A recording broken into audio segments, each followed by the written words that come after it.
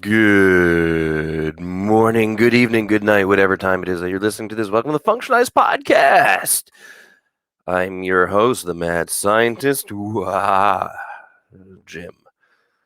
Join me for my cup of coffee. You know, I'm doing this in the morning. Hello, hello, hello. Thanks for being here today. I appreciate you very, very much for being here and joining me while we examine the effects of melatonin on cognition. So let's jump right into this melatonin for a little bit. When I was a little kid, my mom used to pop melatonins to get me to go to sleep until I realized that one night that we're out of melatonin and crap, I can't fall asleep. My body got so used to it because it didn't need to produce its own anymore. So parents, when you're trying to drug your kids with melatonin, do it once in a blue moon when you really, really want it. Yes, melatonin is a hormone in your body that the pineal gland releases that kind of makes you go to sleep. It's the best way. It promotes better sleep.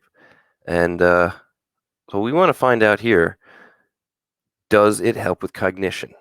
Now, melatonin is also an amazing antioxidant. 25 grams is actually being used in treating cancer patients because it's such a powerful antioxidant. Tough part is, 1 gram is recommended to knock you out. 25 grams, yeah.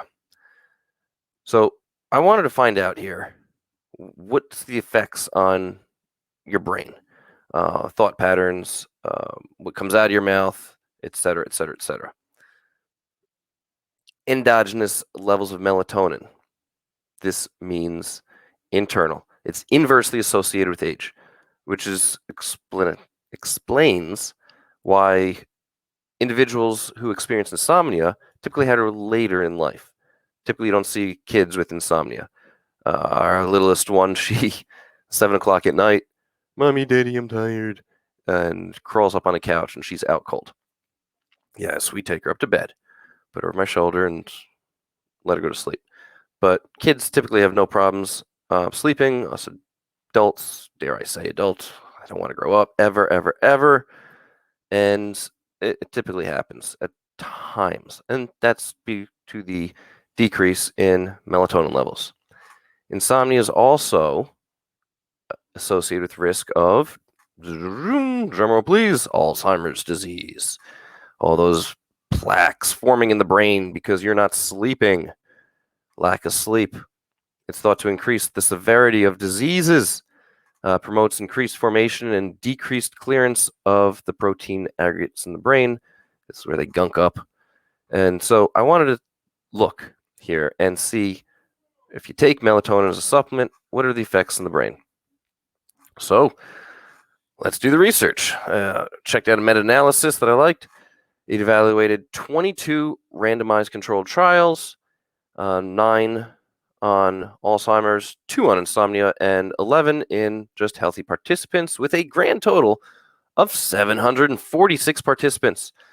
The trials on the Alzheimer's disease, that included 569 participants with the mean age of 79 years of age. So if you know somebody in the 79-ish ranges, this applies directly to them. The effects of melatonin on cognition. We're examining a total of 50 participants here with insomnia with a mean age of 65. So we're going down in age here. Studies in healthy participants involved 182 individuals with a mean age of 29. Now we're talking close to my age group. Melatonin doses ranged from 5 milligrams to 80 milligrams. Now, a lot of the research when melatonin was starting to become like the thing, I read that 1 milligram, it's all you need. And that's typically all I would take. I mean, I'd get caps of tablets of 5, and I'd do my best to break them, make them smaller, and they work effectively. I felt that the higher doses kind of made it tougher to get up the next morning. And so, all right. So 5 to 80 milligrams, I already talked about with cancer research, 25 milligrams. So 80 is a very, very high dose. That was my point. I'm trying to get through to you. 80 milligrams is high dose. Some of the trials administered melatonin during the day or afternoon to test the effect on memory. So what are the results? Does melatonin work and help your memory or not, right? Jim, just get to it. The Alzheimer's patients taking melatonin for more than 12 weeks actually showed significant improvements in the mini mental state examination score. That is a test that I learned in school, give out, and that is kind of a screening test to see if further testing is needed. If you flunk that one, we're going for further testing. Shorter term studies failed to show improvements in global cognitive improvements. So it seems like it takes a while for the body to adjust and adapt to these levels and frequency of melatonin. However, melatonin specifically improved cognition function in patients during some mild stages of Alzheimer's. In the healthy participants, daytime melatonin treatment decreased their accuracy score but didn't affect reaction time or memory.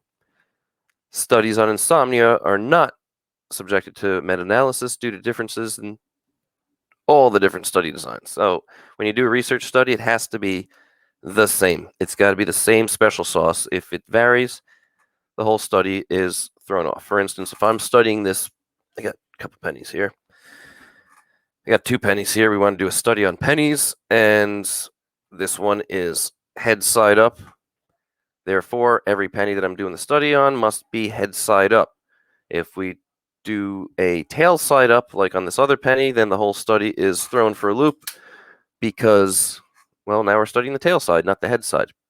It gets that specific and technical on a good study. So,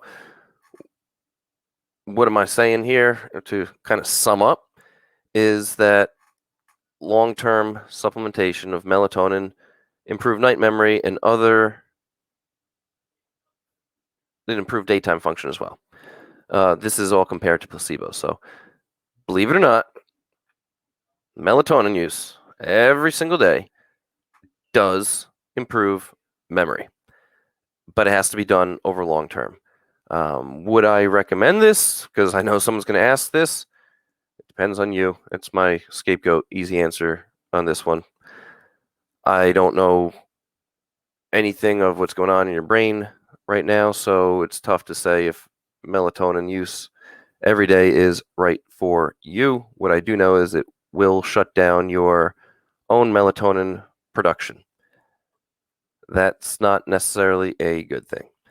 If you are looking to improve memory, it could be a short-term thing if you need that memory for a specific event, if you're taking an exam, if you just got to be on point for something.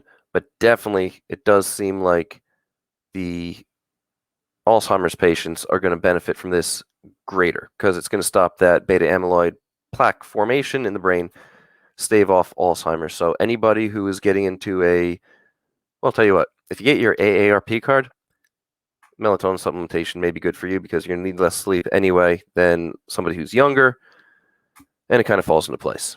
So I'm going to stop ranting right now and request that if you got any questions or comments, please leave them in the box below. As always, thank you for being here.